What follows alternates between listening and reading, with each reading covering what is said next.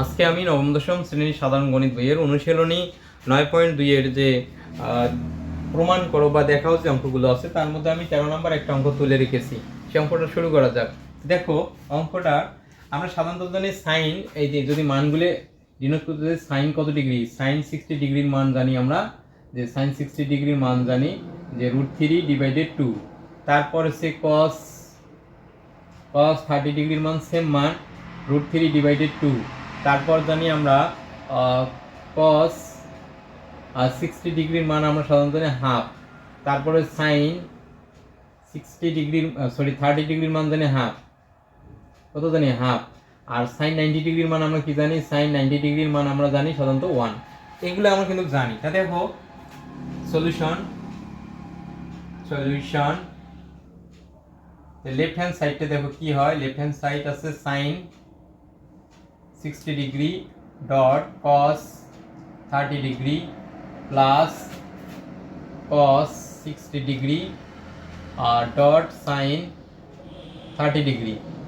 একটু মনোযোগ দাও, তাহলে সাইন 60 ডিগ্রির মান কত, √3/2। এই ডট আছে, ডটটাকে আমি ক্লোজ দিই একটু দেখার জন্য, কারণ দেখা যাচ্ছে না তো। তাহলে cos 30 ডিগ্রির মান কত, √3/2 প্লাস cos 60 ডিগ্রির মান হলো হাফ ডট আমি ক্লোজ দিলাম। তাহলে ডট কি আছে, সাইন 30 ডিগ্রির মান কত দেওয়া আছে, হাফ। এখন ক্যালকুলেশন করি, এটা দিয়ে যদি এটা গুণ দেই, √3 যদি আমি গুণ দেই, √3 দিলে খালি 3 হবে। কিভাবে খালি 3 এসে দেখো আমি দেখাচ্ছি। √3 এর দুইটা √3 আছে, তার মানে আমি একটা নিলাম, এটি কি দুইটা বোঝায় না।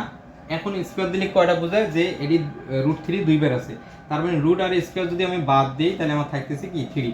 অথবা ক্যালকুলেট করলে ওটা 3 আসবে। তাহলে উপরে থাকলে আমার 3, এসব 2 দুগুণে কত হয় 4 প্লাস এই দি এক উপরে লবে লবে গুণ হরে হরে গুণ, তাহলে এককে 1 আর 2 দুগুণে কত হয় 4। লসাগু করি, 4 আর 4 এর লসাগু কত হয় 4। 4 দিয়ে 4 যদি ভাগ দিই 1, 1 দিয়ে 3 কে আমি যদি গুণ দিই 3 3 যোগ 4 দিয়ে 4 ভাগ দিলে 1, 1 দিয়ে 1 কে গুণ দিলে এককে 1, তাহলে কত আসে আমার 3 আর 1 কত হয় 4, আর নিচের মধ্যে হলো 4। তাহলে উপর নিচে কাটাকাটি করলে কিছু না দিলে কি থাকে আমার 1। এবারে আসি রাইট হ্যান্ড সাইডটা দেখো। রাইট হ্যান্ড সাইডটা কি আছে, সাইন 90 ডিগ্রি। তাহলে আমরা সাধারণত জানি সাইন 90 ডিগ্রির মান কত 1। তার মানে এই লেফট হ্যান্ড সাইড এবং রাইট হ্যান্ড সাইডটা দুইটাই প্রমাণিত। তাহলে আমরা লিখতে পারি অতএব left hand side is equal to right hand side showed. এই তো দেখানো হলো।